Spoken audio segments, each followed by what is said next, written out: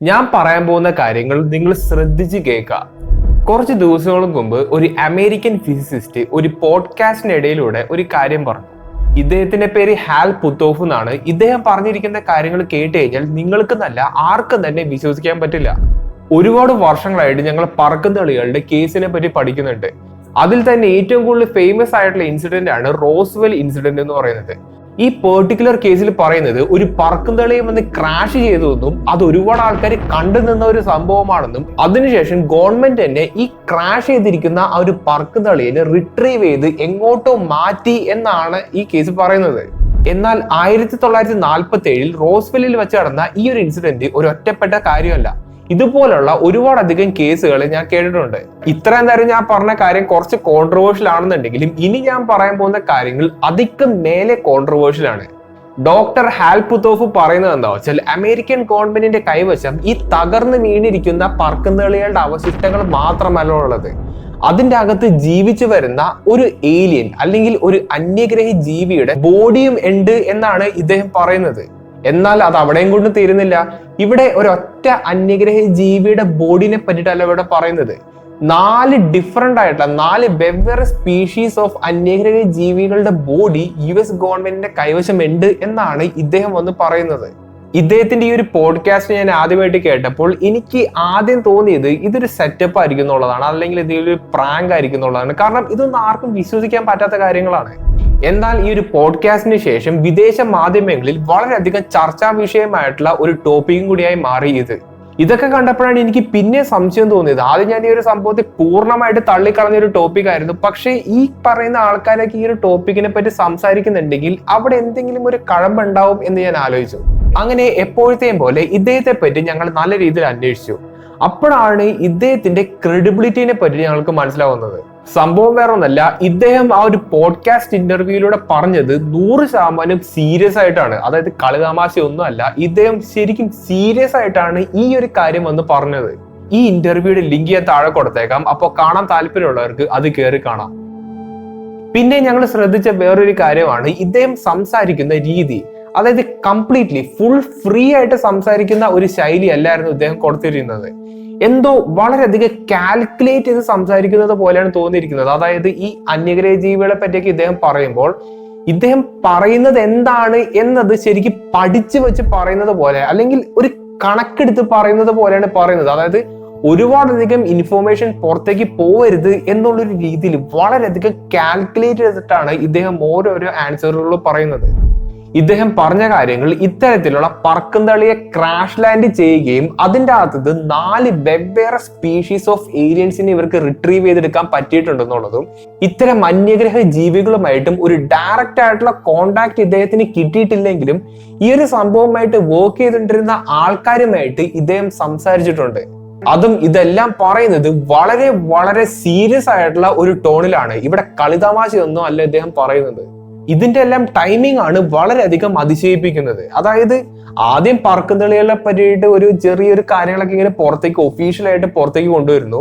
അതിനുശേഷം ഇങ്ങനെ ഒരു ഇന്റർവ്യൂവിൽ വന്ന് വെൽ റെപ്യൂട്ടഡ് ആയിട്ടുള്ള ഒരാൾ വന്ന് ഇങ്ങനെ അന്യഗ്രഹ ജീവികളൊക്കെ ഉണ്ടെന്നൊക്കെ പറയുന്നു. അപ്പോ എന്തൊക്കെയാണ് ഇനി ഭാവിയിൽ കേൾക്കാൻ പോകുന്നത്, കാണാൻ പോകുന്നത് എന്ന് ശരിക്കും നമുക്ക് നോക്കി തന്നെ കാണാം. കാരണം ഇതിപ്പോ ആദ്യത്തെ ബാച്ച് ഫയൽസ് മാത്രമാണ് ഇപ്പൊ റിലീസ് ചെയ്തിരിക്കുന്നത്. അതിന്റെ ഒരു ചെറിയ ഭാഗം മാത്രമാണ് നമ്മുടെ ഈ ഒരു ചാനലിലൂടെ ഷെയർ ചെയ്തിരിക്കുന്നത്. ഇപ്പൊ റിലീസ് ചെയ്തിരിക്കുന്ന ഡോക്യുമെന്റ്സ് എല്ലാം നിങ്ങൾ നോക്കിക്കഴിഞ്ഞാൽ അതിന്റെ സീരിയസ്നെസ് എന്തോരുണ്ടെന്ന് നിങ്ങൾക്ക് മനസ്സിലാവും. എന്നാൽ കുറച്ച് ദിവസങ്ങൾ കഴിഞ്ഞാൽ ഇനിയും ഒരുപാടധികം പറക്കുംതളികളുടെ വീഡിയോസും ഫുട്ടേജസും ഒക്കെ റിലീസ് ചെയ്യാൻ കിടക്കുന്നുണ്ട് എന്നാണ് ഇപ്പൊ നമുക്ക് അറിയാൻ കഴിയുന്നത്. ഇവിടെ എന്താണ് ശരിക്കും സംഭവിക്കുന്നത് എന്ന് സത്യം പറഞ്ഞാൽ എനിക്ക് മനസ്സിലാവുന്നില്ല. അപ്പോൾ നിങ്ങളുടെ അഭിപ്രായങ്ങൾ എന്താന്ന് വെച്ചാൽ അതൊന്ന് കമന്റ് ചെയ്യാൻ ശ്രമിക്കുക. സത്യം പറയുകയാണെങ്കിൽ ഇപ്പോൾ റിലീസ് ചെയ്തിരിക്കുന്ന പറക്കുംതളികളുടെ വീഡിയോസ് ഇല്ലേ, അത് അന്യഗ്രഹ ജീവികളുടെ ആണ് എന്നുള്ളൊരു കാര്യം ഒരുപാട് ശാസ്ത്രീയമായിട്ടുള്ള പഠനങ്ങളൊക്കെ നടത്തി വരുന്നുണ്ടെങ്കിലും അത് അങ്ങനെയാണ് എന്നുള്ളൊരു കാര്യത്തിൽ ഞാൻ പൂർണ്ണമായിട്ടും വിശ്വസിക്കുന്നില്ല. എന്തോ എനിക്ക് ആ ഒരു സംഭവം വിശ്വസിക്കാൻ വളരെയധികം ബുദ്ധിമുട്ടുള്ളത് പോലെയാണ്. അതിന്റെ കാരണം വേറൊന്നല്ല, ഇതുവരെയായിട്ട് നമുക്കൊരു ഫിസിക്കൽ എവിഡൻസ് കിട്ടിയിട്ടില്ല. അതായത് ഒരു അന്യഗ്രഹ ജീവികളൊക്കെ ഉണ്ടെങ്കിൽ അതിന്റെ ഒരു യഥാർത്ഥ ഫോട്ടോയോ അതിന്റെ ഒരു ഫിസിക്കൽ ആയിട്ടുള്ള ഒരു സാമ്പിൾ നമുക്ക് ഇതുവരെയായിട്ട് കിട്ടിയിട്ടില്ല. അങ്ങനെ എന്തെങ്കിലും കിട്ടിയാൽ മാത്രമാണ് ഈ ഒരു സംഭവമൊക്കെ ഉണ്ട് എന്നുള്ളൊരു കാര്യം നമുക്കൊന്ന് ഡൈജസ്റ്റ് ചെയ്യാൻ പറ്റുള്ളൂ. ഇവിടുത്തെ ഏറ്റവും കൂടുതൽ രസകരമായിട്ടുള്ള ഒരു കാര്യം എന്താണെന്നറിയോ, ഇദ്ദേഹം പറഞ്ഞിരിക്കുന്ന ആ 4 അന്യഗ്രഹ ജീവികളുടെ സ്പീഷീസ് ഇല്ലേ, അത് ഒരു ഒറ്റപ്പെട്ട ഇൻഫോർമേഷൻ അല്ല. ഒരുപാടധികം നാളുകളായിട്ട് നമ്മൾ ഈ ഒരു സംഭവത്തെ പറ്റി കേട്ടുവരുന്നുണ്ട്. അതിലൂടെ നമുക്ക് അറിയാൻ കഴിയുന്ന കാര്യം എന്താ വെച്ചാൽ, ഇത്തരത്തിലുള്ള അന്യഗ്രഹ ജീവികളില്ലേ, അത് നമ്മളെ പോലെ 2 കൈയും 2 കാലും ഒരു തലയുള്ള ഒരു ക്രീച്ചർ തന്നെയാണ്. ഇവിടുത്തെ ആദ്യത്തെ അന്യഗ്രഹ ജീവി സ്പീഷീസിന്റെ പേര് ഗ്രേസ് എന്നാണ്. അന്യഗ്രഹ ജീവി എന്ന് കേൾക്കുമ്പോൾ നമ്മുടെ തലയിലേക്ക് വരുന്ന ഒരു ചിത്രം ഉണ്ടാവില്ല, അതായത് വലിയൊരു തലയുണ്ടാവും, വലിയൊരു കണ്ണുണ്ടാവും, മുടിയൊന്നും ഉണ്ടാവില്ല മേത്ത്, അങ്ങനത്തെ ഒരു രൂപമില്ലേ, നിങ്ങളിപ്പോ സ്ക്രീനിൽ കാണുന്ന ഈ ഒരു രൂപമില്ലേ, ഈ ഒരു സംഭവത്തെയാണ് ശരിക്കും ഗ്രേസ് എന്ന് പറയുന്നത്.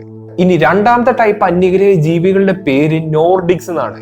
ഇതിന് ഏകദേശം ഒരു 6 അടിയോളം ഉയരമുണ്ട്.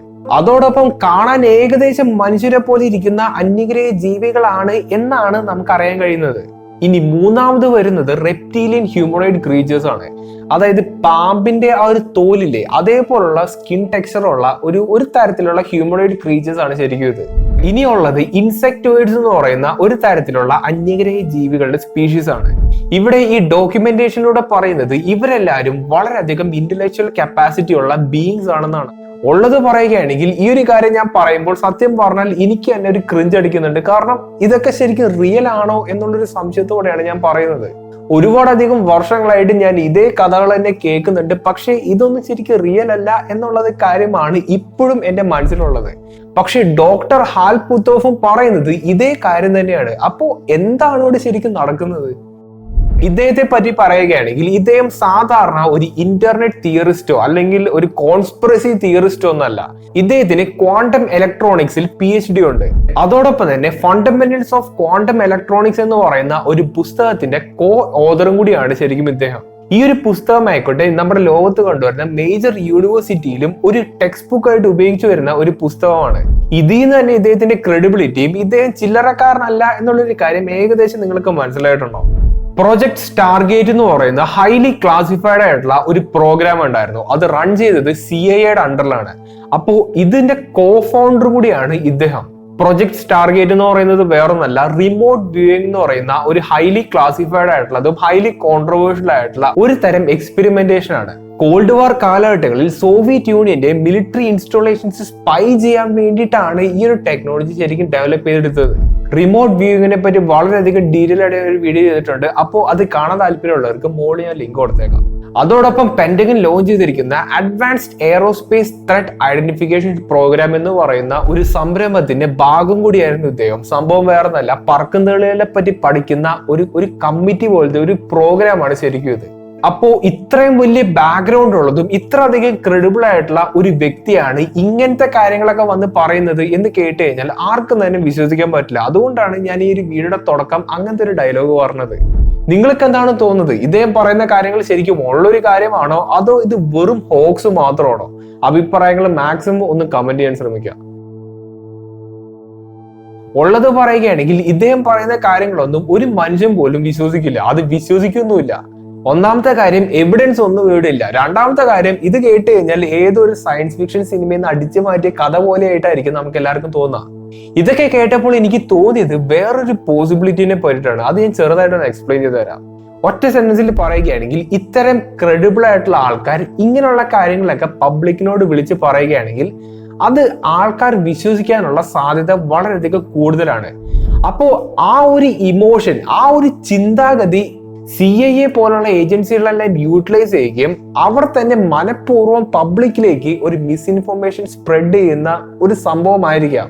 ഇത് കേൾക്കുമ്പോൾ ഒരിക്കലും സംഭവിക്കാത്ത കാര്യം പോലെ നിങ്ങൾക്ക് തോന്നിച്ചേക്കാം, പക്ഷേ ഇതേപോലത്തെ ഒരു സംഭവം ഇതിനു മുമ്പ് നമ്മുടെ ലോകത്ത് സംഭവിച്ചിട്ടുണ്ട്. 1980-കളിൽ പോൾ ബെനവിറ്റ്സ് എന്ന് പറയുന്ന ഒരു വ്യക്തി ഉണ്ടായിരുന്നു. ഇദ്ദേഹം ഒരു സയന്റിസ്റ്റ് ആയിരുന്നു.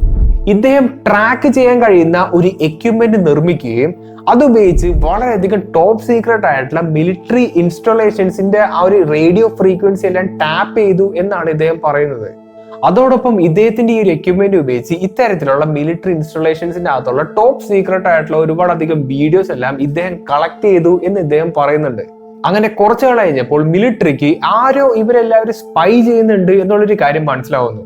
എന്നാൽ നിഷ്പ്രയാസം ഇവർക്ക് ഇദ്ദേഹത്തെ അറസ്റ്റ് ചെയ്യാൻ കഴിയുമെങ്കിലും ഇദ്ദേഹത്തെ അറസ്റ്റ് ചെയ്യുകയാണെങ്കിൽ അത് എന്തിനു വേണ്ടിയിട്ടാണ് എന്നുള്ളൊരു കാര്യം പുറം ലോകം അറിയും. അപ്പോ പുറം ലോകം ഈ ഒരു സംഭവത്തെ പറ്റി അറിയുകയും ചെയ്യരുത്, എന്നാൽ ഇദ്ദേഹത്തിന്റെ ആ ഒരു പരിപാടി അവിടെ വെച്ച് അവസാനിപ്പിക്കുകയും ചെയ്യണം. അങ്ങനെ റിച്ചാർഡ് ഡോട്ടി എന്ന് പറയുന്ന ഒരു ഏജന്റിനെ ഈ പറയുന്ന മിലിറ്ററിയിലുള്ള ആൾക്കാർ ഇദ്ദേഹത്തിന്റെ വീട്ടിലേക്ക് അയക്കുന്നു. അതിനുശേഷം മിലിറ്ററി തന്നെ കൃത്രിമമായിട്ട് ഉണ്ടാക്കി തീർത്ത ഒരുപാടധികം ഡോക്യുമെന്റ്സ് ഇദ്ദേഹത്തെ കാണിക്കുന്നു. ഇവിടെ ഉണ്ടാക്കി തീർത്ത ഫയലുകളിലായിക്കോട്ടെ മെക്സിക്കോയിലെ ഡൾസെ എന്ന് പറയുന്ന സ്ഥലത്തെ അണ്ടർഗ്രൗണ്ട് ഏലിയൻ ബേസിന്റെ അകത്ത് ഒരു അന്യഗ്രഹ ജീവികൾ ഉണ്ട് എന്നുള്ളൊരു കാര്യവും അങ്ങനെ പല പല കാര്യവും ഇദ്ദേഹത്തിന്റെ അടുത്ത് ഈ ഒരു ഏജന്റ് വന്ന് പറയുന്നു. നിങ്ങളൊന്ന് ആലോചിച്ച് നോക്കാം, ഇദ്ദേഹത്തിന്റെ ഒരു കാഴ്ചപ്പാടിൽ ഇത്തരത്തിലുള്ള കാര്യങ്ങളൊക്കെ വന്ന് പറയുന്നത് മിലിറ്ററി തന്നെയാണ്. മിലിറ്ററിയിലുള്ള ആൾക്കാരാണ് ഇങ്ങനെയുള്ള കാര്യങ്ങളൊക്കെ വന്ന് പറയുന്നത്. അപ്പോൾ ഇതൊന്നും ഇദ്ദേഹത്തിന് ഉൾക്കൊള്ളാൻ കഴിയാത്തത് കൊണ്ടാണോ എന്നറിയില്ല, ഇദ്ദേഹത്തിന്റെ മാനസിക നിലയ്ക്ക് എന്തോ ചെറിയ തകരാറുകളൊക്കെ വരുന്നു. അങ്ങനെ ഇദ്ദേഹത്തിന് മാനസിക പ്രശ്നങ്ങൾ ഉണ്ട് എന്നുള്ളൊരു വാർത്ത പതിയെ പതിയെ ആൾക്കാരൊക്കെ അറിഞ്ഞു തുടങ്ങുന്നു. അതിന്റെ ഫലമായി ഇദ്ദേഹം പറയുന്ന കാര്യങ്ങളൊന്നും ആരും തന്നെ വിശ്വസിക്കാത്ത ഒരു സിറ്റുവേഷൻ വരെ എത്തുന്നു. അങ്ങനെ ആരും അറിയാണ്ട് ഈ ഒരു സംഭവം CIA സൈലൻസ് ചെയ്യുന്ന ഒരു സംഭവം നമ്മുടെ ലോകത്ത് സംഭവിച്ചിട്ടുണ്ടായിരുന്നു. അപ്പൊ ഞാൻ പറഞ്ഞു വരുന്നത്, റിച്ചാർഡ് ഡോട്ടിയെ പോലത്തെ ഒരു ഏജന്റ് ആയിരിക്കും മിക്കവാറും ഹാൽ പുത്തോവ് എന്ന് പറയുന്ന ഈ ഒരു വ്യക്തി. അതായത് ഈ ലോകത്തോട് ഇത്തരത്തിലുള്ള മിസ്ഇൻഫർമേഷൻ സ്പ്രെഡ് ചെയ്യുന്നതിലൂടെ പല കാര്യങ്ങളും ഇവർക്ക് നിഷ്പ്രയാസം മറച്ചു വെക്കാൻ കഴിയും. എന്നാൽ പോൾ ബെനവിക്സ് എന്ന് പറയുന്ന ഒരു വ്യക്തിയുടെ മരണ കാരണം ഒരു നാച്ചുറൽ കോസ് ആണ് എന്നാണ് നമുക്ക് പറയാൻ കഴിയുന്നത്. പക്ഷെ ഒരുപാട് റൂമേഴ്സ് പറയുന്നത് അദ്ദേഹത്തിന്റെ മെന്റൽ സ്ട്രെസ് കാരണം അദ്ദേഹം സ്വയം ജീവൻ എടുത്തു എന്നുള്ളതാണ്. ഞാനിപ്പോ ഈ പറഞ്ഞ ഈ ഒരു സംഭവത്തിന്റെ പേര് സയോപ്പ് എന്നാണ്. സയോപ്പ് തിയറി എന്നാണ് ശരിക്കും ഇതിനെ പറയുന്നത്. അതായത് സമൂഹത്തിൽ വളരെയധികം ക്രെഡിബിൾ ആയിട്ടുള്ളതും വളരെയധികം റെസ്പെക്ട് ആയിട്ടുള്ള ആൾക്കാരെ ഉപയോഗിച്ച് മിസ്ഇൻഫോർമേഷൻ സ്പ്രെഡ് ചെയ്യുന്നതിലൂടെ റിയൽ ആയിട്ടുള്ള കാര്യങ്ങളെ മറച്ചു വെക്കാൻ കഴിയുന്നു. അതാണ് ശരിക്കും ഈ ഒരു സംഭവത്തിന്റെ അർത്ഥം.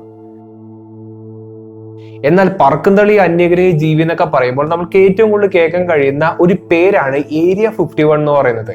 എന്നാൽ ഏരിയ 51നെ പറ്റി പറയുകയാണെങ്കിൽ അവിടെ ജോലി ചെയ്യുന്ന ആൾക്കാർ ആരാണ് എന്നുള്ളൊരു കാര്യം പുറം ലോകത്ത് ആർക്കും അറിയില്ല. എന്നാൽ ഏരിയ 51ലെ S4 എന്ന് പറയുന്ന ആ ഒരു സ്ഥലത്ത് ജോലി ചെയ്തിരുന്ന ഒരു വ്യക്തിയാണ് ബോബ് ലെസാർ എന്നാണ് ബോബ് ലെസാർ ക്ലെയിം ചെയ്യുന്നത്. ഇദ്ദേഹം പുറം ലോകത്തോട് പറയുന്ന ഒരുപാടധികം കാര്യങ്ങളുണ്ട്. അതായത് പറക്കുംതളിയിൽ എങ്ങനെയാണ് പറക്കുന്നത്, അതിന്റെ ടെക്നോളജി എന്താണ്, അതിനെ നമുക്ക് റിവേഴ്സ് എഞ്ചിനീയർ ചെയ്തെടുക്കാൻ വേണ്ടി ശ്രമിക്കുന്നുണ്ട്. അങ്ങനെ പല കാര്യങ്ങളും ഇദ്ദേഹം തുറന്നടിച്ച് പബ്ലിക്കിനോട് പറഞ്ഞിട്ടുണ്ട്.